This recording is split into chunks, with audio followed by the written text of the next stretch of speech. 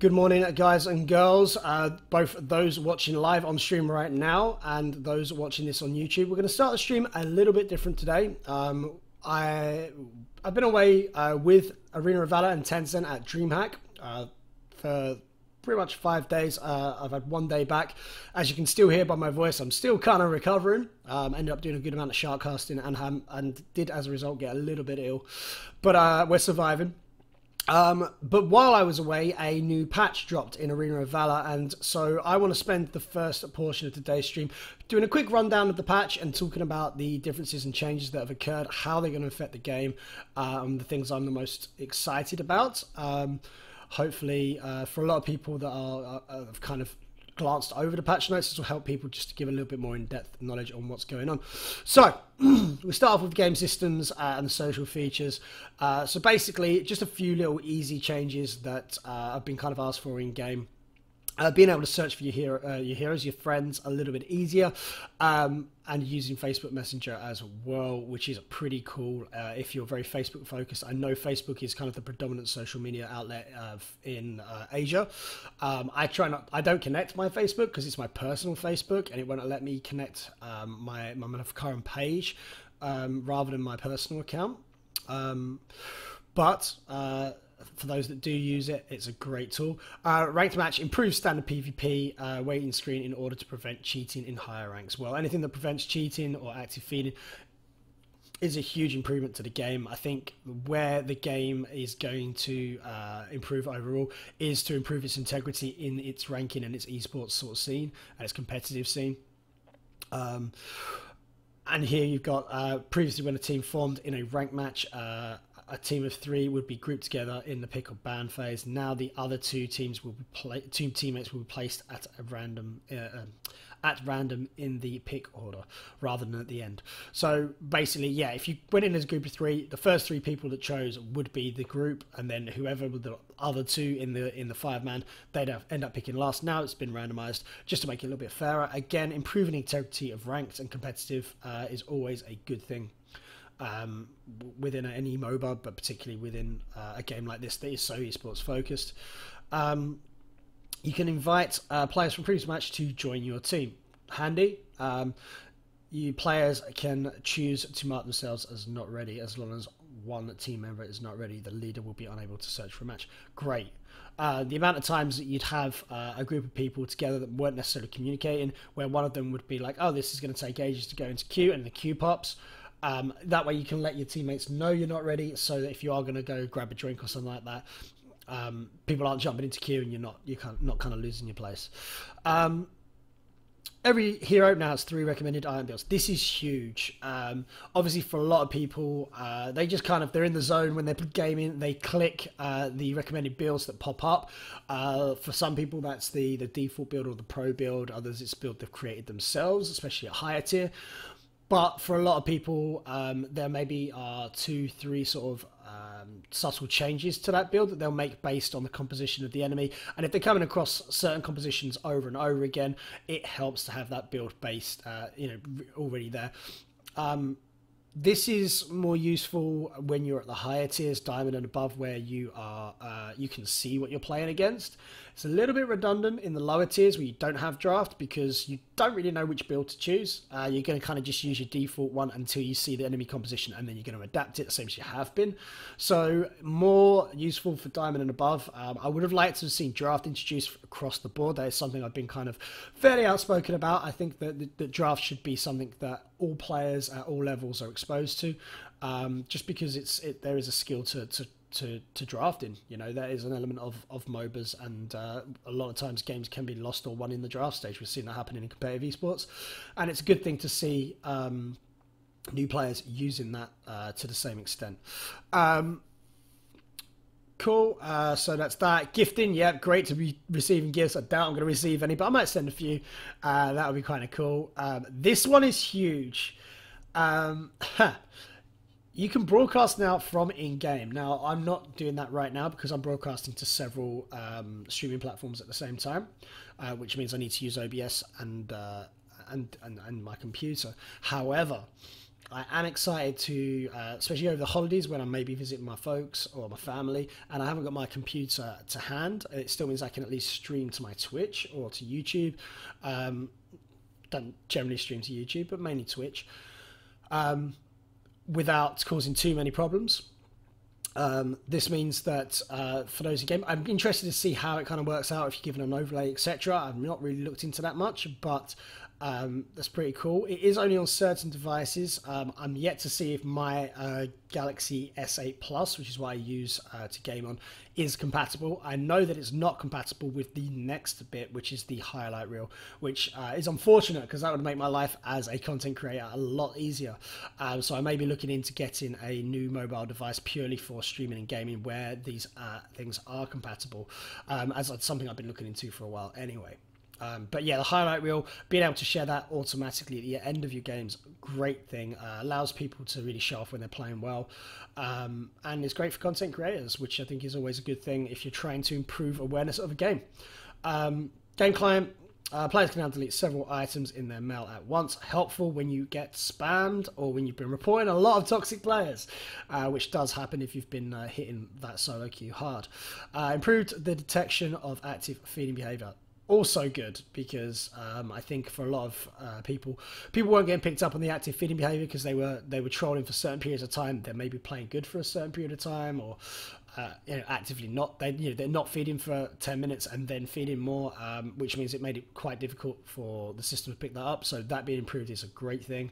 And the honor system, the thumbs up system, we've seen that introduced in lots of other games. I think it's becoming a staple amongst competitive games.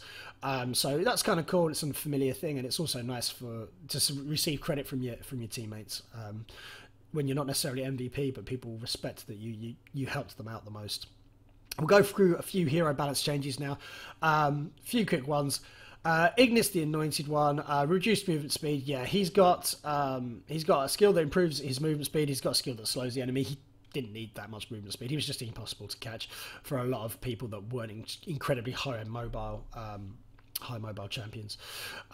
Decrease the time after which marker of flame will be placed on the target. So to be fair, that's going up a little bit.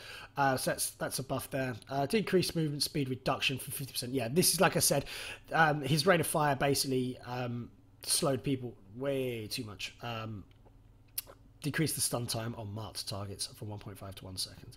So yeah, he's getting a little bit of nerf in places, increasing others. But generally, by the looks of it, he's getting nerfed across the board here. Decreased damage, change bonus damage from the marked flame from true damage to magic damage. Yeah, now that's a big difference, I think, as well. Sorry, I am a little bit sniffly. Yeah, that's a big difference as well. True damage obviously means that no matter what defense you build against it, it's still going to go through. Magic damage, if you have built that defense, at least it's going to be more worthwhile now. Moving on to Yawn. Yawn looks like he's received a few buffs, which is kind of cool to see. Yawn is he's still strong, in my opinion. I'd probably put him as like a tier B, maybe, tier A, tier B marksman at this current stage. He's not up there with Violet or Telanus. He's not, or Joker. But he's been fairly strong. He's seen reasonable amount of play. Even in the MPT tournament at Dreamhack, we saw Yawn being put to good use in team compositions. So he's not overly weak. So he's receiving some buffs, I think, just maybe because he's being ignored for those other heroes. I think people are getting sick of maybe banning out Violet and seeing Telanus picked up and Joker picked up. Or people only picking Yawn when those other options aren't available. So we've got increased range on his Fierce Shot, explosive arrow. This is quite cool. This is a big thing. That he stuns now, which is kind of handy. So the slow isn't there anymore, but the stun is. That's a big difference. Slow, you can still utilize your skills properly. So say, for example, you're against a Gilder. The slow wouldn't have really done anything to stop him utilizing his ultimate. A stun will now stop his ultimate. Things like that, a stun kit is a big difference, especially in these team fights. If it's used well, it can really stop a lot of people, and also allow your teammates to lock down an enemy hero far more effectively, which is really cool. So that is something to note there. The slow was always good for him for getting away purposes. The stun will do something very similar, but now it's going to have some knock-on effects to kind of stopping certain skills being used. Ormar, increased damage, decreased stun time. So he's going for, he's got the HP damage already. That's going up, which is pretty cool for him. Ormar, generally, he's kind of played as like a tier B sort of tank warrior, solo laner. More so solo lane than support. But yeah, he's getting just a small buff there, but a little bit of a decrease on the stun. It shouldn't have too many big effects. 0.25 seconds is a big difference in stuns, but the fact it still stuns is kind of a good thing. Azankar, increased movement speed. So he was very slow, 340. I mean, we saw Ignis being knocked down from 370, I think it was. Down to 360, so this is going to kind of put him on par with a lot of other mages. I think they're trying to standardize movement speed across the board a little bit, so that we haven't got too many people that are very slow. I think a lot of the mages that had a lot of CC were fairly slow because otherwise they could utilize their CC very effectively and get away, quite convincingly. There wasn't really too much danger to playing them if they can manage to kite very well. However, I think people are realizing that people will still die a lot. You still die a lot even if you can kite well, because there are high mobility junglers and assassins that are going to get on you regardless. So decreased cast time on Sad Punch. Sand Punch? Sad. I think I said Sad Punch. I meant Sand Punch. Decreased cast time. Nice and short there. Just a 0.05 difference. Nothing dramatic there. Forgotten. Decreased cast time. Again, we're making these projectile movement speeds a little bit faster, everything looking a bit smoother, and the skills appearing a bit quicker. Diachan, again, movement speed being standardized, 360, rescaled on her Diamond Dust, cool time down, so that's getting a little bit of a buff there. Moving on to Maganga. Now, Maganga I felt was... he wasn't seeing as much play as I expected, but he did seem very strong, and I think this is kind of validating that a little bit here, that he hasn't been seeing much play, because they kind of buffed him across the board. So he's got increased damage. He's got a fixed bug where voodoo damage was recognized in as a normal attack and would trigger Curse Blade effects. Okay, so I didn't know about that, but that's cool that that's been corrected. So decreased cooldown down on Toxic and increased damage on Detonation, which obviously is his ultimate. Nice little buff there for Maganga. I wonder if that's going to increase his play or not. He is considered fairly strong by most people as far as I'm concerned, but it doesn't seem to see the play accordingly, just because I think there are stronger mages at the moment, but we'll see how it goes. Butterfly, Death's Whisper. She has got increased move speed from 380 to 400. So if you were a mage that couldn't get away from Butterfly, guess what? You still can't get away from Butterfly, even though you've been buffed as far as your movement speed, because she has as well, even more so. Ability Whirlwind, decreased damage. So yeah, we're seeing the nerfs coming out on Butterfly. I think a lot of people in the higher tiers don't generally like Butterfly and don't think her viable unless she's built tanky. But in the lower tiers, Butterfly wreaks havoc. I say as a lower tier player. Decreased damage on her Whirlwind. Sword Propel also... oh no, not decreased damage, decreased cooldown. So that's getting a slight buff. How dramatic is it? It's fairly dramatic. 5 seconds from 5.6 at the top tier. So yeah, a little bit of a difference there. And obviously she's still got that that passive as well, which is going to cause problems. Zephys the Doomspear. I love that title. That's a great title. He's been very strong right now, so I would have expected a nerf to come out here. Alas, he's actually got a little bit of a buff and the mana cost on his Death's Flurry. So he's still going to be strong in the current meta. Zuka also considered very strong. He's getting decreased damage, so yeah, he's getting a slight nerf on his Pain on a Stick and his Panda Chariot. So both those skills are coming down. Ari, we saw her being used to great effect in the MPT. I think mainly by the German side, I want to say. She's a fairly popular pickup there, I think, in the jungle. But across the board, she wasn't really picked up anywhere else. I think maybe just a favoured hero there. They're increasing her damage a little bit, especially in the later game, I think. Yeah, it's mainly an attack damage buff across the board there. Increased cooldown cooldown time from 8.5. Okay, so it's getting her shadow is getting kind of a buff and a nerf, so it's going to do more damage, but it's going to be up less often. Whereas the fist. Ability 3, explosive KO. So enemy attack damage is no longer reduced after being hit. That's a big difference. That was kind of a nice little side effect to his explosive KO. That's going away now. No replacement for it. It's just going. Wukong passive, increased crit damage from 10 to 15%. He also feels fairly strong, particularly in lower tiers. So that increase in crit chance is going to have a knock-on effect, especially later in game when crit damage is so much higher. Fennec. Again, I don't see a lot of Fennec play, but when I do play against him, as particularly a good Fennec, he's a nightmare. He can be a complete nightmare. Decreased explosive damage, so obviously they're taking that into account. So he's got the AD ratio is being reduced a little bit. That's basically that. Decreased additional normal attack damage, so again his normal attacks are getting reduced, and increased core time. So he's getting a nerf across the board there. Obviously Fennec being a problem elsewhere to justify those nerfs. Slims kind of falling into that tier A sort of pickup now. Is probably one of the more popular marksmen after the top tier ones when they're banned out or not available. I've seen a lot more Slims being picked up recently. Decreased attack speed gained per level. Percentage wise, it's been dropped. Flying Spear, decreased the true damage dealt to monsters. Okay, cool. So just nerfing him in the jungle a little bit or in his stealing capacity. Xanis. Cool. Kills or assists now recover 5% of Xanis' HP. Nice and helpful. Decreased mana cost. So he's getting a bit of a buff there. Decreased mana cost on his Dragon's Wrath as well. Fixed a bug where Xanis' normal attack damage would not increase per level after his skill was used. Oh, excuse me with the sniffing. Cool. So he's getting buffs across the board. Xanis going to be up there trying to challenge Zephys. Natalia. Increased movement speed. Again, standardizing that movement speed for mages. Decreased cooldown from 12 to 10. Arcane Nova. Okay, that's going to be annoying as hell because she's, again, really strong and really hard to play against in the lower tier. I don't know how well she's used in higher tiers, but yeah, annoying. Kali, she's getting a little bit of a buff across the board there on both her Damnation and Eternal Blame.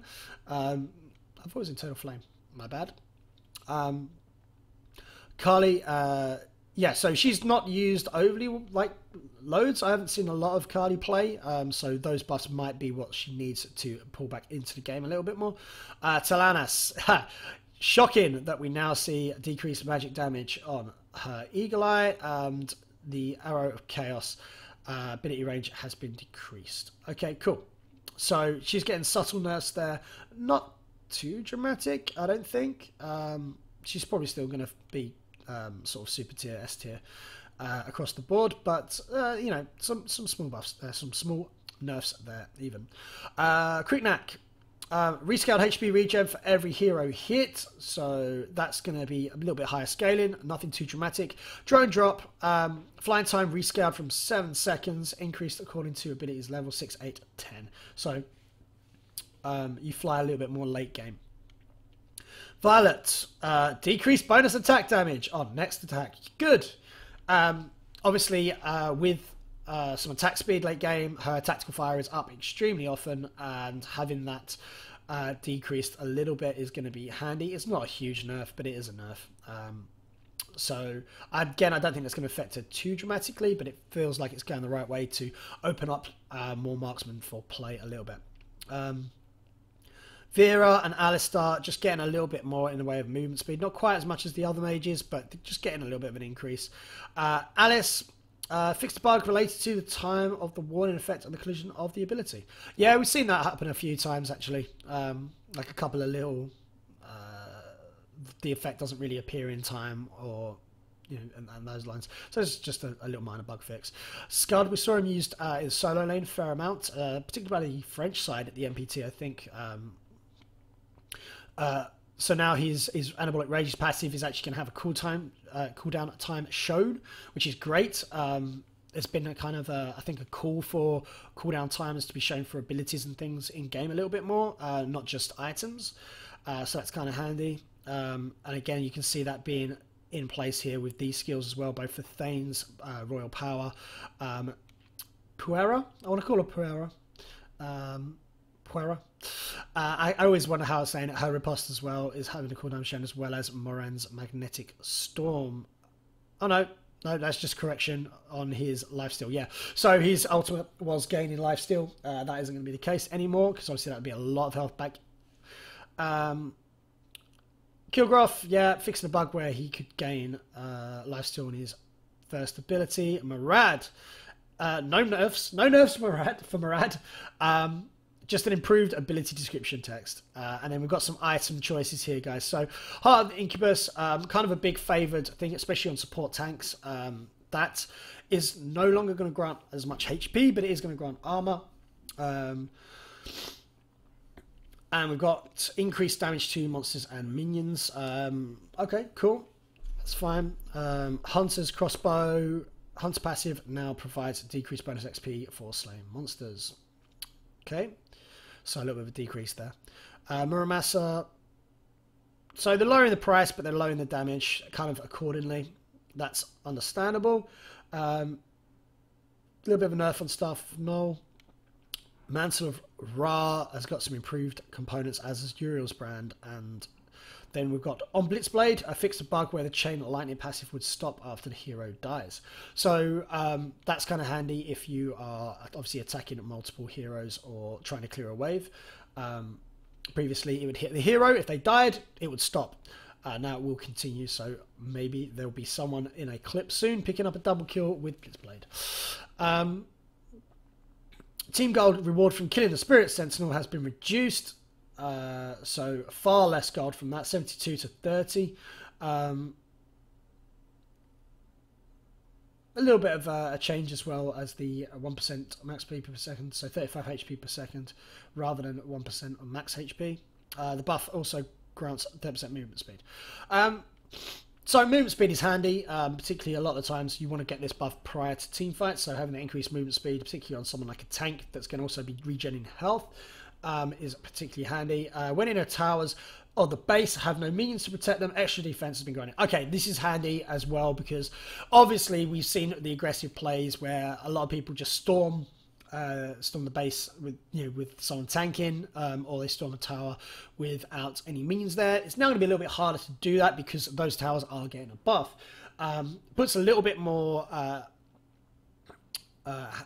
would say emphasis, but makes disrupt a little bit more viable in team compositions. It's often used by sort of like Crashs and Childners and things like that. So that becomes even more valuable now when used correctly. So that's kind of cool to see. People have to think about when they're using that a little bit better. So improved audio across the board. We've got some different music now play for the different jungle camps. That's kind of cool. I often don't play with music because I've got my headset on when I'm streaming and things, and I can't hear the in-game sounds as much, but it is cool that that's the case. New music on the login, I have heard that. That's kind of cool. When a match is found, to celebrate the Snow Festival. So yeah, there's some cool things. Is there anything else? No, it's just discussion after that point. So there we go, guys. That is the patch for December 4th. If you guys have any comments or questions, please feel free to leave them below. If you've got any things about what I think about this, or you've got any suggestions for things, or you want to correct me on things I've said wrong, which is probably going to be the case, feel free to leave a comment below and I will try to reply to it.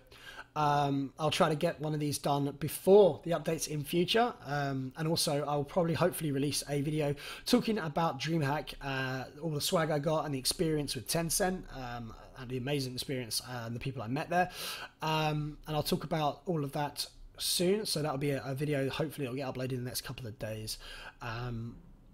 Yeah, so yeah, like I said, we'll do one of these for every update. Any questions and stuff, leave them below. Throw me a like, throw me a subscribe. If you guys enjoyed this content, I'm going to produce a little bit more AoV content in future, I think. So yeah, hopefully I'll see you guys soon.